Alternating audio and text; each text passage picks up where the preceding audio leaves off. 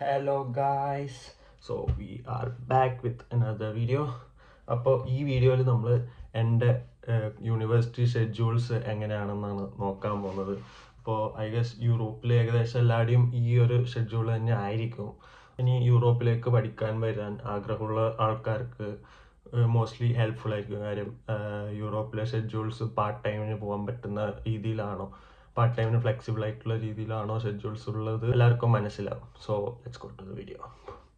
എൻ്റെ യൂണിവേഴ്സിറ്റിയിലെ ക്ലാസ് ഒരു 3 ഇതായിട്ട് ഡിവൈഡ് ചെയ്തിട്ടുണ്ട്. ഒന്ന് ഓൺ ഡയറക്റ്റ് ക്ലാസ്, പിന്നെ ഡിസ്റ്റൻഷ്യൽ, പിന്നെ അസിൻക്രോൺ. അങ്ങനെ 3 എണ്ണമായിട്ട് ഡിവൈഡ് ചെയ്തിട്ടുണ്ട്. അപ്പോൾ ഡയറക്റ്റ് ക്ലാസ് എന്ന് വെച്ചാൽ അറിയാലോ, ഡയറക്റ്റ് ക്ലാസ്സിൽ പോയിട്ട് ഉള്ള ക്ലാസ്സാണ്. അതിന് ശേഷമുള്ളത് ഇതാണ് ഡിസ്റ്റൻഷ്യൽ എന്ന് പറയുമ്പോൾ ഓൺലൈൻ ക്ലാസ് ആണ്. ഫ്രാൻസിൽ വന്നിട്ട് എന്തിനാ ഓൺലൈൻ ക്ലാസ് എന്ന് എനിക്ക് അറിഞ്ഞൂടാ.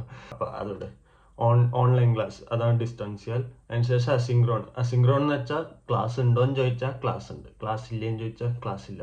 എന്ന് വെച്ചാൽ ഓൺലൈൻ ക്ലാസ് പോലെ, പക്ഷെ സാറൊന്നും ഉണ്ടാവില്ല. നമുക്ക് കോളേജിൻ്റെ വെബ്സൈറ്റിൽ എന്താ വർക്ക് എന്നിടും. ഇപ്പോൾ കേസ് സ്റ്റഡി ആയിരിക്കും ചിലപ്പോൾ, ഇല്ലെങ്കിൽ എന്താ പ്രൊജക്റ്റ് ആയിരിക്കും. അപ്പോൾ ആ ദിവസം ആ പ്രൊജക്റ്റ് കംപ്ലീറ്റ് ചെയ്ത് സബ്മിറ്റ് ചെയ്യുക, അത്രേ ഉള്ളൂ. വേറെ ഓൺലൈൻ ക്ലാസ്, ഡയറക്റ്റ് ക്ലാസ്സോ അങ്ങനെ ഒന്നും ഉണ്ടാവില്ല. അപ്പോൾ അങ്ങനെ 3 ക്ലാസ്സസ് ആണ് ഉള്ളത്. അപ്പോൾ ഇവിടെ ഈ കാണുന്നതാണ് എൻ്റെ കോളേജിൻ്റെ വെബ്സൈറ്റ്. അപ്പോൾ ഇതിലാണ് നമ്മുടെ ഇതൊക്കെ വരിക, ഷെഡ്യൂൾസും കാര്യങ്ങളൊക്കെ വരിക.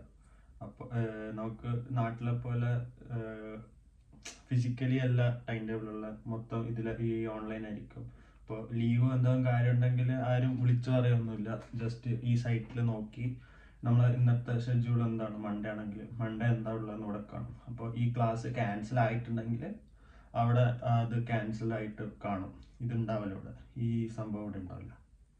അപ്പോൾ ഇതാണ് ഈ വീക്കിൽ എൻ്റെ ഷെഡ്യൂൾസ് ഇങ്ങനെയായിരുന്നു. അപ്പോൾ മൺഡേ ഈവനിങ് 4:45 ഒരു ക്ലാസ് ഉണ്ടായിരുന്നു, നൈറ്റ് 8 PM വരെ.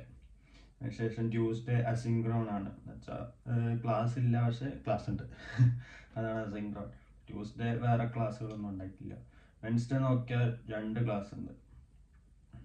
അത് രണ്ടും ഡയറക്റ്റ് ക്ലാസ് ആണ്, മോർണിംഗും പിന്നെ ഒന്ന് ഈവനിങ്ങും.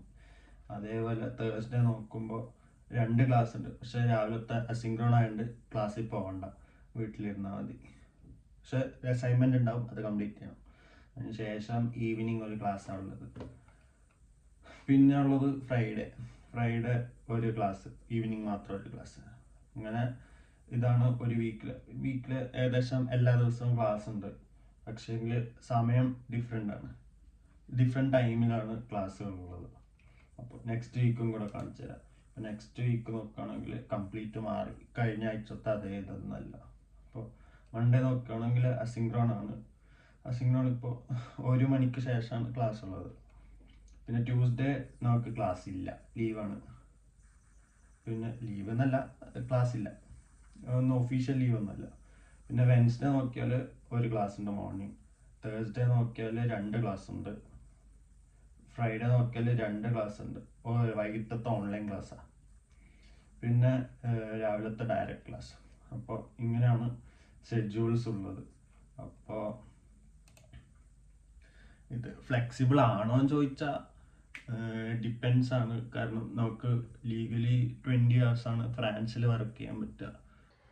അപ്പോൾ ഇപ്പോൾ കണ്ടതാണ് ഇവിടുത്തെ ഷെഡ്യൂൾ, ക്ലാസ്സിൻ്റെ ഷെഡ്യൂൾസ്. അപ്പോൾ ഇത് കണ്ടിട്ട് നിങ്ങൾക്ക് എന്ത് തോന്നുന്നു?